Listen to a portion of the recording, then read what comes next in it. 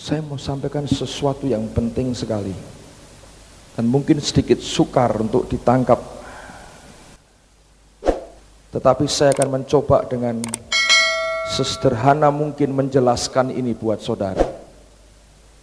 Saudara, selama beberapa hari terakhir ini saya sedang merenungkan tentang hati nurani. Saya melihat beberapa contoh dari kehidupan kita, sampai-sampai karena saya melihat ada begitu banyak hal yang saya lihat, saya mempertanyakan sebetulnya sampai di mana peranan hati nurani itu dalam kehidupan kita sebagai orang Kristen. Kita berkata seringkali, oh ya kita punya hati nurani, tapi nurani yang bagaimana yang kita miliki? Saya mau coba berikan gambaran sesimpel mungkin supaya Anda semua mengerti.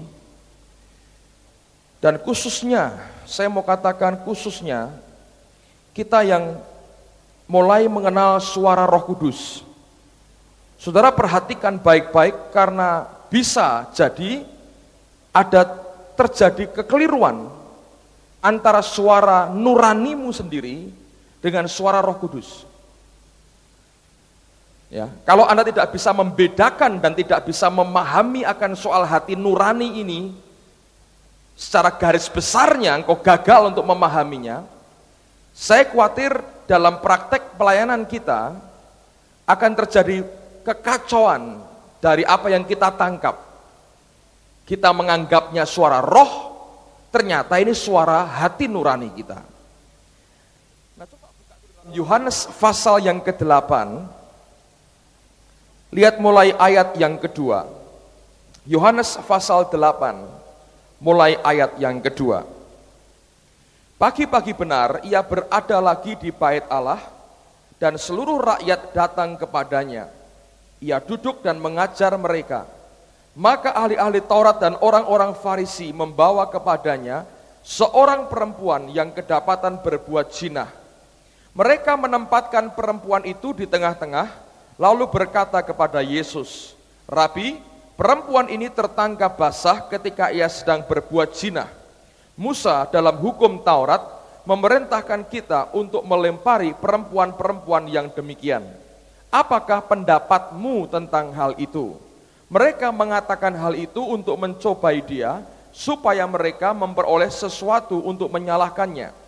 Tetapi Yesus membungkuk lalu menulis dengan jarinya di tanah. Dan ketika mereka terus-menerus bertanya kepadanya, ia pun bangkit berdiri, lalu berkata kepada mereka, barang siapa di antara kamu tidak berdosa, hendaklah ia yang pertama melemparkan batu kepada perempuan itu. Lalu ia membungkuk pula dan menulis di tanah. Lalu perhatikan ayat 9, saudara. Tetapi setelah mereka mendengar perkataan itu, pergilah mereka seorang demi seorang, mulai dari yang tertua. Dalam bahasa Inggrisnya, dalam terjemahan lain, sebetulnya ada satu kalimat yang terbuang di sini. Kalimatnya berbunyi begini. Being convicted by their conscience, oleh karena ditemplak oleh hati nurani mereka sendiri. Setelah mereka mendengar itu, oleh karena ditemplak oleh hati nurani mereka sendiri, dikatakan, pergilah mereka seorang demi seorang, mulai dari yang tertua. Jadi cara kerja Tuhan begini rupanya. Nurani itu apa? Menurut saya itu merupakan roh sebetulnya. Suara nurani kita itu suara manusia batiniah kita, inner man kita, suara roh kita. Roh Kudus bekerja lewat firman yang diucapkan Yesus, tidak berurusan dengan pikiran mereka karena pikiran mereka jahat, mencoba untuk menjebak Yesus, tidak dengan perasaan mereka karena perasaan mereka sudah menolak Tuhan dan benci kepada Yesus. Maka firman Allah itu masuk lewat rohnya kepada nurani mereka, kepada roh mereka. Lalu Alkitab berkata, being convicted by their conscience, oleh karena ditemplak oleh nurani mereka, pikiran mereka mau terus bekerja, perasaan mereka mau terus benci, tapi ada suara batin yang berkata, kamu berdosa banyak. Lalu sadar, yang tertua yang pergi dulu karena paling banyak dosanya. Banyak orang tua berkata, saya ini orang tua, sudah banyak makan asam, garam. Nah itu semua dosa. Asam itu marahi mencret, saudaraku. Garam itu marahi darah tinggi. Semua itu membuat dosa. Jadi yang tertua, yang pergi dulu. Sadar soalnya, aku paling akeh dosa nih. Lalu dia pergi. Ngerti saudara? Tapi bagaimana Tuhan bekerja? Dia nemplaknya pakai nurani kita. Nurani kita yang disadarkan, lalu nuraninya berkata, iya kamu berdosa juga. Kamu paling tua, paling banyak. Lalu malu, dia tinggalkan Yesus dan perempuan itu. Dimulai dari yang paling tua. Nah, oleh karena dia bekerjanya melalui dan lewat hati nurani, saudara. Maka nurani itu penting. Nah, saya tanya kemarin di kantor kami diskusi. Bisa keliru enggak hati nurani? Sebagian berkata, tidak bisa keliru. Nah, saya buktikan. Coba lihat Titus pasal pertama, ayat yang ke-15. Titus pasal pertama, ayat yang ke-15. Bagi orang suci, semuanya suci. Tetapi bagi orang najis dan bagi orang tidak beriman, suatu pun tidak ada yang suci. Karena baik akal maupun suara hati mereka najis. Bagi orang yang belum percaya dan orang yang najis, dikatakan bahwa pikiran mereka, hati mereka, dan juga suara hati mereka itu najis. Jadi bagi orang yang belum kenal Tuhan, suara hatinya sendiri sudah najis. Sebetulnya dasarnya baik, saudara. Karena Roma berkata, kalau orang tidak kenal akan Taurat pun, dalam nurani mereka ada Tauratnya sebetulnya. Ya. Tetapi oleh karena dosa, itu menjadi defile, tercemar, najis. Akibatnya yang keluar semua kenajisan. Nah itu yang membuat orang tanpa Yesus tidak bisa selamat, saudara.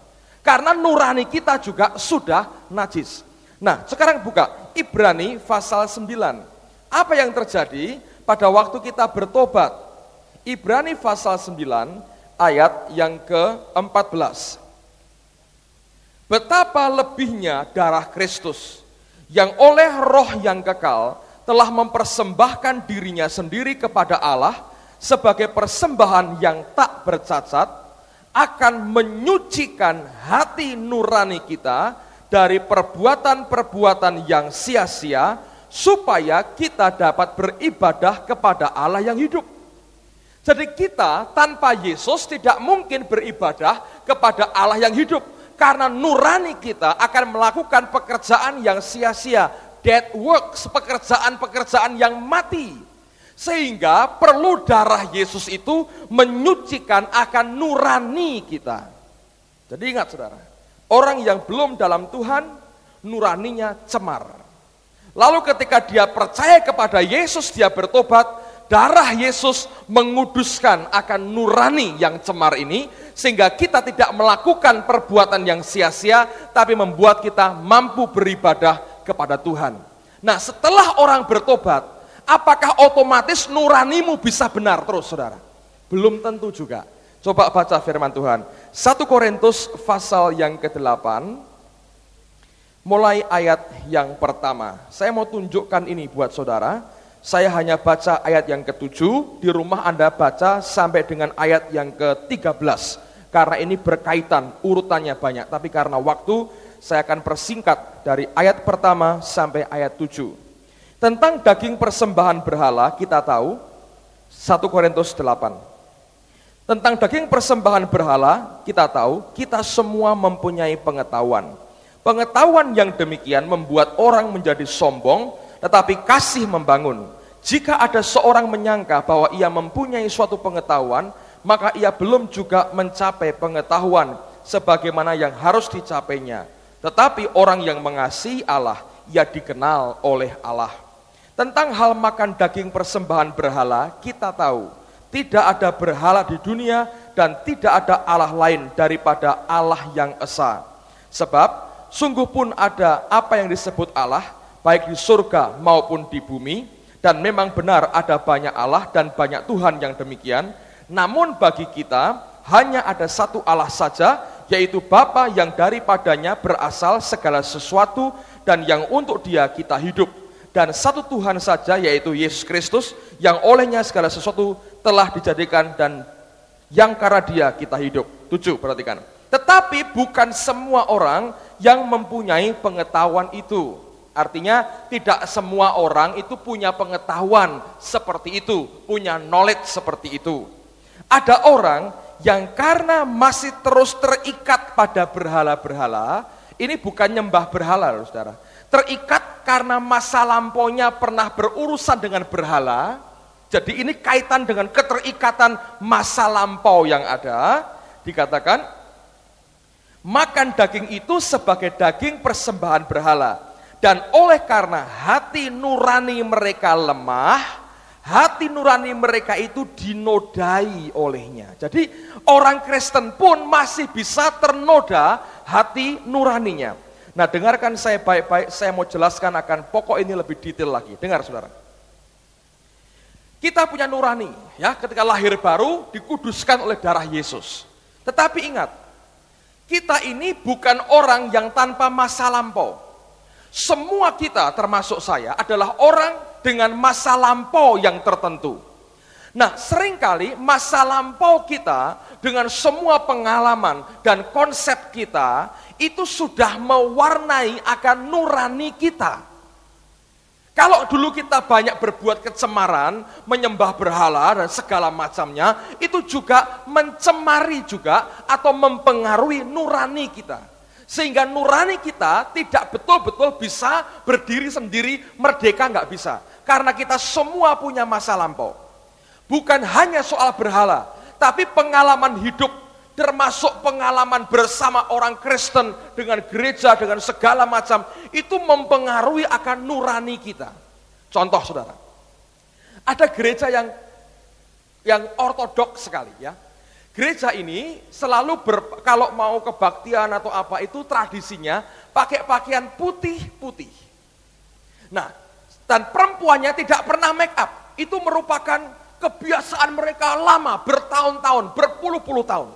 Dari dasar pertamanya kalau kebaktian pakai putih-putih, perempuannya tanpa make up. Satu kali seorang teman saya, hamba Tuhan, datang diundang ke gereja itu. Dan dia lupa akan tradisi gereja yang ada. Datang dengan pakai dasi warna merah dan pakai jas hitam dengan kancing emas. Istrinya pakai baju warna hijau atau kuning dengan make up yang tebal masuk dalam gereja. Semua orang, loh, pendeta kok begitu? Loh, saudara. Nurani mereka berkata, kok begitu pendeta? Apakah itu benar nurani itu? Bagi mereka itu benar, saudara. Kenapa? Karena nurani mereka sudah terpengaruh sebetulnya oleh tradisi mereka yang lampau. Nah, Alkitab juga menunjukkan begini. Ingat akan Petrus, ketika dia di Yope, dia sedang berdoa di atas, Tuhan menunjukkan penglihatan, ada gulungan kain, isinya semua binatang haram. Dan Tuhan berkata, Petrus, bunuh, sembelih, dan makan. Petrus berkata, tidak bisa Tuhan, sejak aku lahir sampai sekarang belum pernah aku makan, ini semua binatang najis, Tauratmu berkata tidak boleh dimakan, tidak bisa Tuhan, aku tidak bisa makan. Sampai 3 kali Tuhan berkata, kamu harus makan itu, kamu harus makan itu, kamu harus makan itu. Nurani Petrus berkata, tidak bisa, tapi Tuhan berkata, harus kamu makan. Akhirnya dia diberitahu bahwa Kornelius mengundang dia. Nah, dia baru ngerti, oh yang najis yang aku makan ini adalah gambaran daripada Kornelius. Petrus belum bebas merdeka, betul saudara. Apa yang dia buat? Dia mengajak beberapa orang murid dari Yope, ayo ikut saya, supaya begini, kalau keliru bareng gitu kira-kira. Kalau aku keliru, kamu tahan aku. Dia ngajak temannya. Kenapa? Orang Yahudi punya ajaran begini. Tidak boleh masuk ke rumah orang kafir, apalagi makan sama-sama. Itu najis. Nah, Kornelius ini orang Roma. Mereka termasuk golongan kafir menurut Yahudi. Petrus tidak pernah masuk rumah orang kafir. Dia tidak bisa untuk makan dengan Kornelius. Ketika Tuhan berkata, makan Petrus, sampai 3 kali, saudara. Lalu dia berkata, baiklah karena Allah berbicara. Tapi nuraninya masih terikat, saudara. Seperti orang tadi, biasa makan persembahan berhala, ketika dapat makanan yang mirip begitu, siap langsung. Waduh, aku gak bisa ini. Nuraniku berkata, ini bekasnya berhala. Ngerti saudara ya? Jadi pengalaman masa lampau itu bisa mengikat kita untuk hari ini. Membuat roh kita tidak bisa bebas. Lalu kemudian Petrus datang dan Allah berkata, kamu tidak boleh mengatakan orang itu najis atau cemar atau tidak kudus. Nah, peristiwa itu terjadi, dia khotbah dan roh Allah turun, Kornelius diselamatkan. Saudara tahu? Petrus harus diadili oleh rasul-rasul yang lain yang juga nuraninya berkata, Petrus ini keliru. Rasul, saudara. Rasul. Mereka tidak langsung berkata, oh Petrus benar. Tidak. Mereka berkata, Petrus salah. Diundang dulu, jelaskan dulu. Baru ketika Petrus berbicara, sadar mereka. Terbuka karena apa? Pengetahuan akan Kristus itu turun dalam hidup mereka. The knowledge of Christ turun. Revelation Allah turun, buka mata rohaninya. Oh gitu toh, jadi Allah juga, Yesus juga untuk bangsa lain. Lalu mereka memberkati Petrus, khotbah dan menjangkau akan bangsa-bangsa lain. Ini pengalaman berharga, saudara. Nah, kalau ada orang yang dulu backgroundnya, mungkin saudara ya, dari kecil menderita terus, kekurangan uang terus. Lalu dia belajar berhemat. Berhemat. Setiap berkat yang Tuhan terima dia simpan. Itu menajiskan, mengotori nuraninya. Nuraninya mesti berkata, kamu belajar memberi kepada Tuhan. Tapi nuraninya cemar oleh karena pengalaman masa lampaunya. Saya diundang satu gereja, saudara. Saya sudah tidak mau karena sibuk, dia telepon berkali-kali. Akhirnya saya datang dengan Pak Subianto. Saya khotbah soal korban, soal memberi. Saya berkata, saya sebagai gembala sidang juga diminta Tuhan untuk korban. Saya cerita, semua kami korban.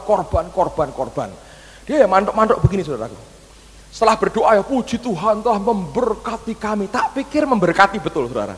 Saya pulang, minggunya dia khotbah, ngomong gini, saudara, khotbah pendeta minggu lalu jangan diikuti. Semua jemaatnya tertawa karena ngerti pendeta ini meditnya luar biasa.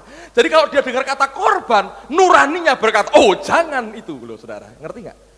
Menurut saya dia punya pengalaman. Sampai nanti Tuhan membuka, mencelekkan mata rohaninya, baru dia bisa ngerti, oh ini itu artinya memberi. Nah saudara sekalian, itu yang harus kita perhatikan. Makanya kalau Anda dengar suara Tuhan, cek baik-baik. Itukah suara Allah atau tercampur dengan nuranimu? Nah kalau nuranimu sudah punya konsep tertentu, Anda harus cek lagi apakah betul ini dari Tuhan, murni atau masih tercampur dengan karakter dan pengalaman masa lampaumu.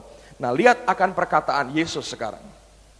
Makanya Paulus berkata, aku ini anggap semua sampah supaya aku mendapatkan the excellent knowledge of Christ. Pengetahuan akan Kristus yang luar biasa itu. Itu apa? Pewahyuan.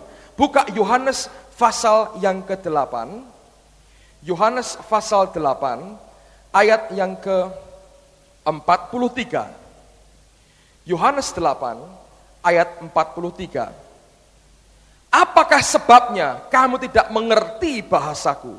Sebab kamu tidak dapat menangkap firmanku. Dalam terjemahan dia berkata, you don't know my language. Engkau tidak tahu bahasaku, because my revelation is beyond your grasp. Oleh karena pewahyuanku di luar batas kemampuanmu untuk menjangkaunya. Selama kita belum bisa menerima pewahyuan dari Allah, the knowledge of Christ, kita tidak bisa mampu mengerti bahasanya Tuhan. Allah bicara bahasa kasih, kita bicara bahasa penghukuman. Allah bicara bahasa iman, kita bicara bahasa kekhawatiran. Allah bicara bahasa kemuliaan, kita bicara bahasa kenajisan. Allah bicara bahasa sangkal diri, kita bicara bahasa egoisme. Itu yang membuat kita bertolak belakang. Nah, nurani kita tidak sepenuhnya bisa dipercaya, saudara. Karena itu harus terus berkembang, harus mengalami metamorfosa, perubahan yang terus-menerus disesuaikan dengan apa yang Tuhan mau dalam kehidupan kita. Karena Alkitab berkata itu sudah defiled, tercemar, saudara. Nah, pengalaman ini membuktikan hanya ketika kita mampu menangkap pewahyuan daripada Dia, the knowledge of Christ, itu akan membuat kita menjadi kuat dan kita mampu untuk mengerti apa yang sebetulnya Tuhan mau. Sekali lagi saya mau katakan, oleh karena itu penting buat setiap kita mengerti betul apa kata firman dalam hidup kita. Kalau tidak, nanti nuranimu cemar. Nah, orang yang seperti Petrus terikat nggak, saudara? Terikat. Suruh ke Kornelius, tidak bisa. Sampai 3 kali Tuhan berkata, pergi, dia berkata tidak. Itu kan orang terikat. Terikat dengan sesuatu yang tidak perlu sebetulnya. Terikat, terbelenggu, gak bisa free, gak bisa bebas. Tidak akan mampu menjangkau orang lain untuk memberitakan kasih Allah. Padahal ketika Petrusnya merdeka bebas, dia mulai bicara, Roh Allah turun lewat pelayanannya. Banyak orang Kristen juga terikat, saudara. Ada orang yang backgroundnya minder dan tidak bisa melepaskan diri dari keminderannya. Ketika Allah suruh dia pergi, nuraninya pun terlalu lemah untuk mendorong dia. Rohnya cemar dengan rendah dirinya. Akibatnya apa? Allah tidak bisa kerja lewat hidupnya.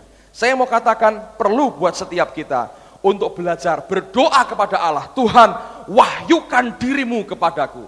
Lebih lagi, supaya aku kenal betul siapa engkau. Jangan dasarnya, oh ya saya yakin suara Tuhan. Jangan, karena Anda akan sesat, saudara. Kalau tidak ngerti berasal yang dari pewahyuan. Yang berikutnya, nah apa yang kita perlu alami? Coba buka Yohanes 8 ayat 32 sekarang.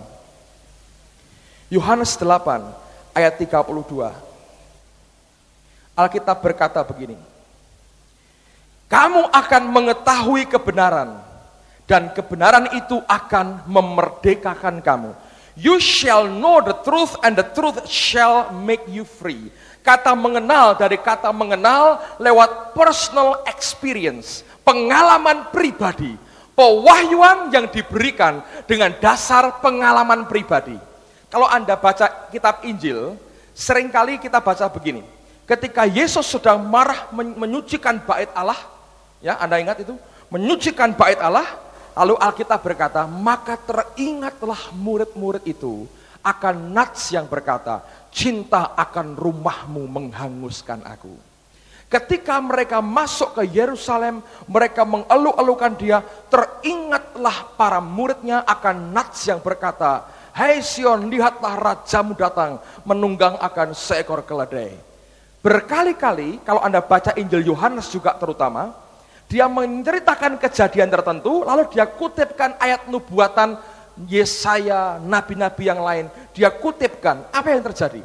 Waktu mereka mengalami pengalaman tertentu, secara pribadi, rema Tuhan turun dalam hidupnya. Loh, ini loh kebenarannya.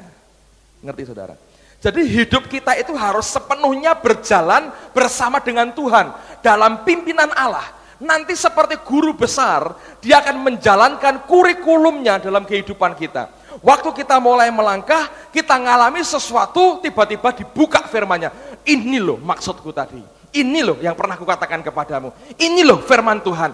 Jelaskan, dia buka, dia buka, dia buka. You shall know the truth, and the truth shall make you free. Engkau akan kenal kebenaran itu lewat pengalaman pribadimu bersama dengan Tuhan, dan tiba-tiba, boom, engkau free, saudara. Petrus, ketika dia berdoa, dia terima pewahyuan. Dan ketika pewahyuan pribadi dia terima, dia merdeka. Dan dia masuk ke rumah Kornelius, dan seisi rumah tangganya dimenangkan oleh karena anugerah Tuhan. Amen, saudaraku. Banyak orang Kristen terikat, bukan oleh setan sebetulnya. Bukan, tapi terikat oleh konsep-konsep lama yang belum dibukakan oleh Tuhan di dalam kehidupannya. Kalau engkau terikat terus dengan masa lampaumu seperti itu, saudara, saya mau beritahu, engkau tidak akan pernah bisa merdeka.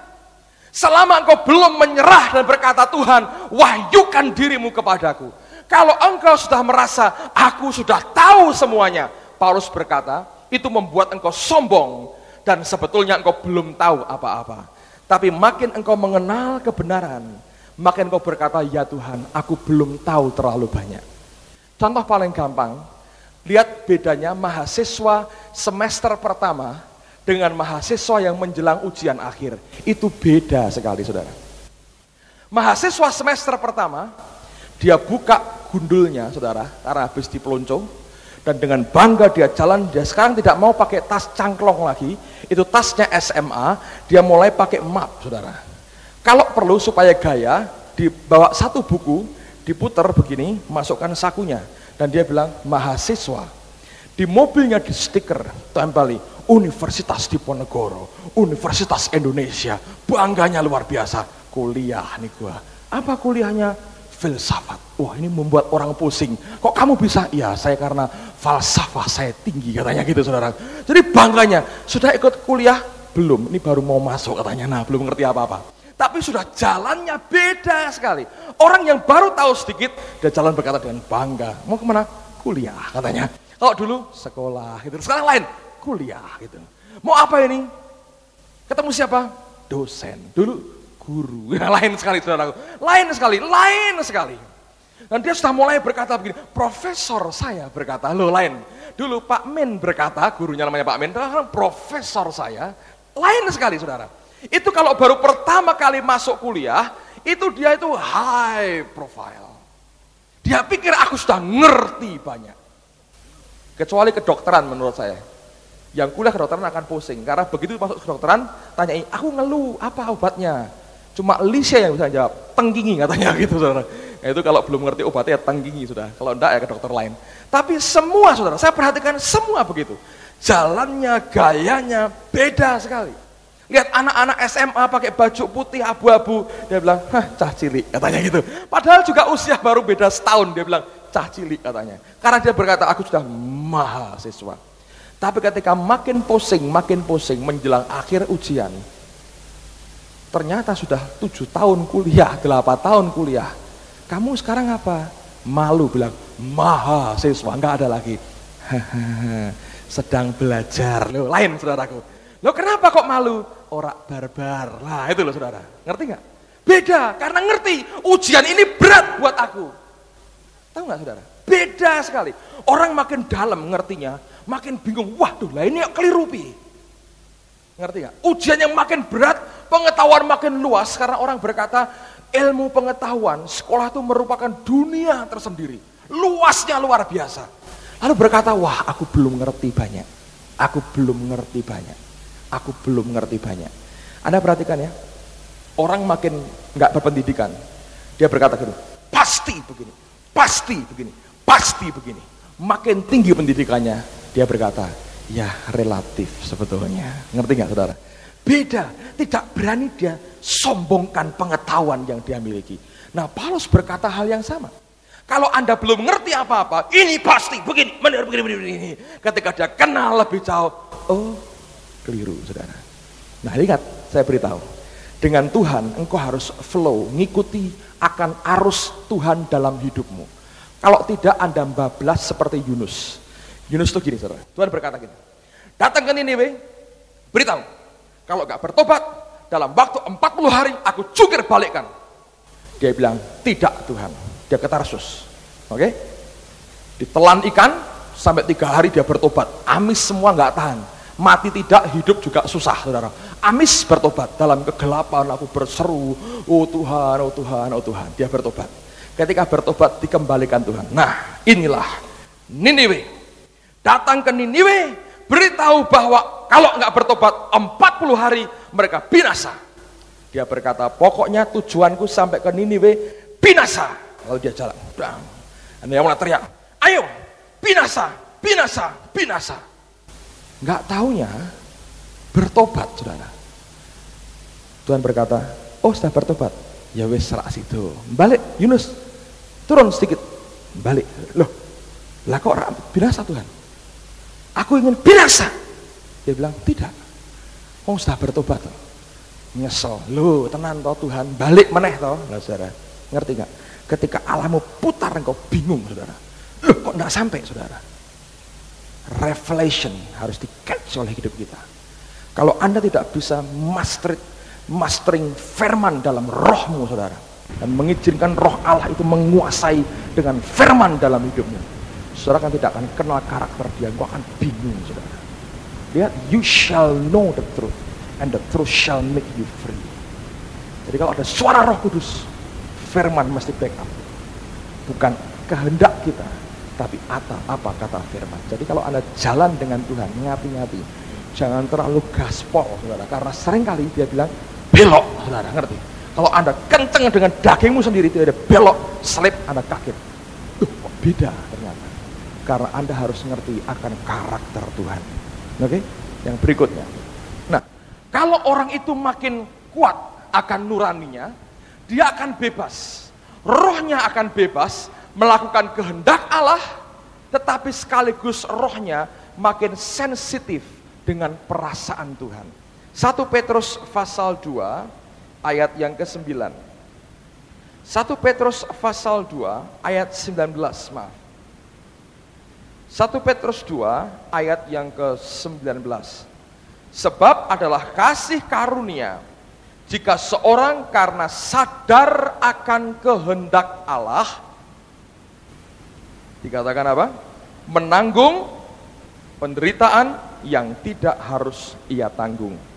Dalam bahasa Inggrisnya, if because of conscience toward God, one endures grief.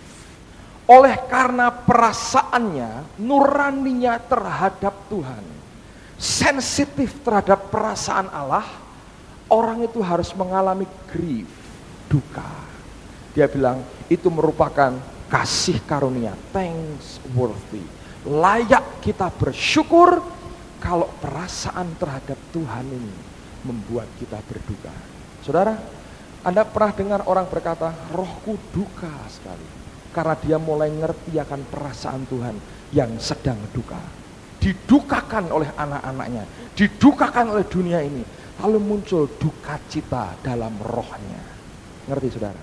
Tapi itu hanya bisa terjadi kalau roh kita merdeka. Kalau rohmu tidak merdeka, engkau berduka atas apa? Loh, orang kok makan daging, engkau duka. Petrus kok masuk rumahnya Cornelius, engkau duka. Itu bukan duka karena rohmu yang murni duka, tapi campur dengan dagingmu. Nah, kalau kita murni, roh kita kuat, duka cita kita akan murni karena conscience toward God. Oleh karena perasaan kita mengerti akan perasaan daripada Tuhan. Nah, pada puncaknya nanti, seperti yang Paulus katakan, ayat yang terakhir, lihat Roma pasal 9, Roma pasal 9, ayat yang pertama, dia berkata begini, aku mengatakan kebenaran dalam Kristus, aku tidak berdusta, suara hatiku turut bersaksi dalam Roh Kudus. Nanti pada puncaknya, ketika engkau sungguh-sungguh terima the knowledge of Christ, suara hatimu, rohmu akan bersaksi dalam Roh Kudus. Nah, itu yang benar saudara. Dan itu puncak dari semuanya. Dan dia berkata, aku berduka oleh karena orang Israel, orang sebangsaku. Saudara, mari terus bertumbuh dalam Tuhan. Oke? Kalau Anda ngerti ini, hubungan suami istri akan enak. Kalau Anda ngerti itu, Anda akan bisa lebih memahami orang lain.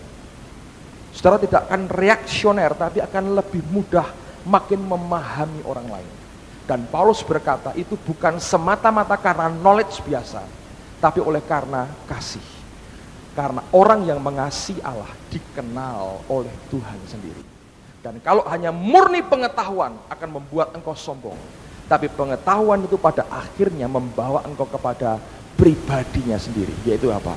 Kasih, saudara. Nah, kalau kita bisa belajar ini, saya tahu ini tidak gampang ditangkap. Tapi kalau Anda bisa catch dengan spiritmu, akan membuat kita dimerdekakan oleh karena anugerahnya. Amen, saudara. Ada banyak orang yang nuraninya seringkali salah. Tapi kalau kita mau dengar dengan suara Tuhan dan mengikuti akan firman Tuhan, saudara akan belajar sesuatu yang luar biasa.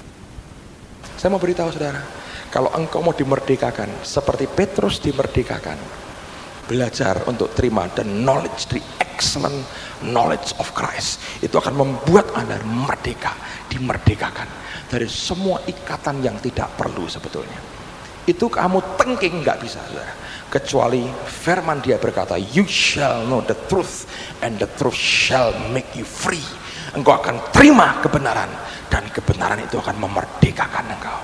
Kalau itu ikatan karena jimat, karena kuasa gelap, karena dukun, karena jinah, Anda tengking. Tapi kalau itu konsep dalam hidup kita yang dia mau lepaskan dari kehidupan kita, itu yang pada akhirnya harus membuat kita kenal dulu yang namanya kebenaran akan pengetahuan Kristus dalam kehidupan kita. Haleluya. Saudara masih terikat?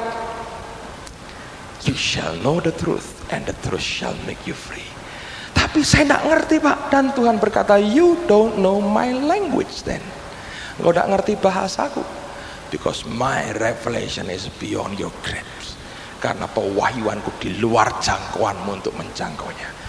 Minta anugerahnya, saudara, supaya itu membuka mata rohani kita mengenal akan kebenaran. Saya tidak malu ceritakan akan kelemahan yang ada, supaya semua kita belajar. Amen, saudaraku. Satu kali kalau Anda menghadapi hal yang sama dalam wujud yang berbeda, hati-hati dengan roh dusta dalam hidupmu. Pegang kuat firman Tuhan, dan saudara akan kenal dia secara benar. Amen. Mari kita berdiri bersama-sama. Haleluya.